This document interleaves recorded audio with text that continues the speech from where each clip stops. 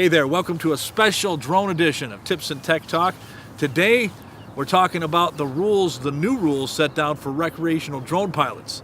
If you have a drone but don't have a Part 107 license, you're going to want to watch this.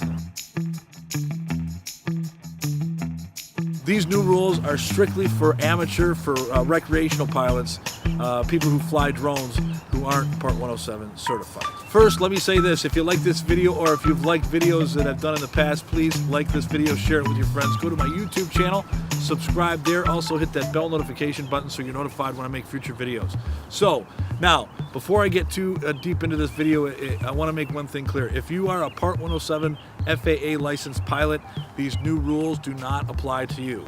Last week, the FAA handed down new regulations for drone operators that are not Part 107 licensed by the FAA. If you are looking for a complete breakdown of these rules, 51 Drones has made an outstanding video explaining step by step what these new rules mean. But I want to talk about the top 3 things that you should probably be concerned with if you are a non-Part 107 licensed drone pilot. In other words, if you're just flying your drone for fun. These are 3 things that you need to know. First, the obvious. They've continued to specify that you must keep the drone within line of sight and keep your drone below 400 feet. Those rules still stand.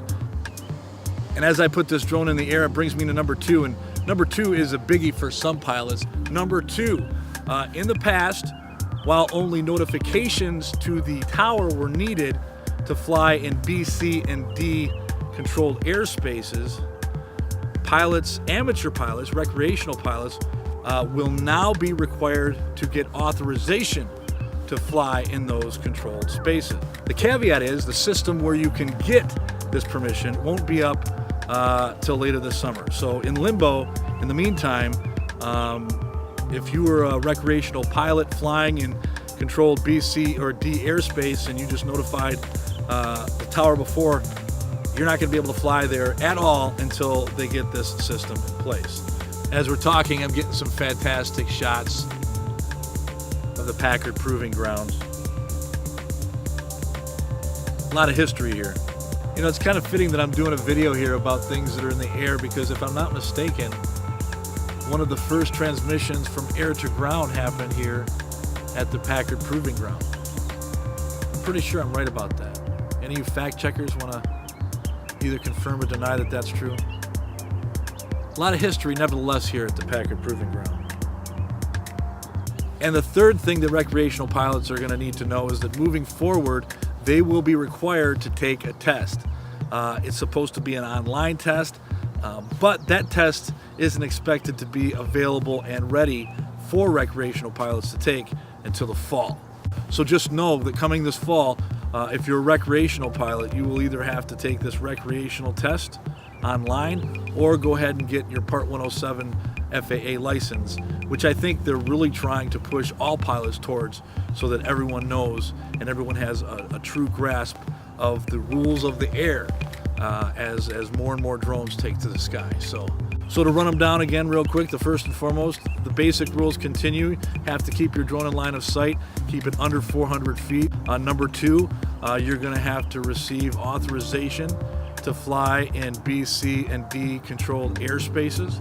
And number 3, starting in the fall, you're going to have to take a test authorizing you to be a recreational drone pilot.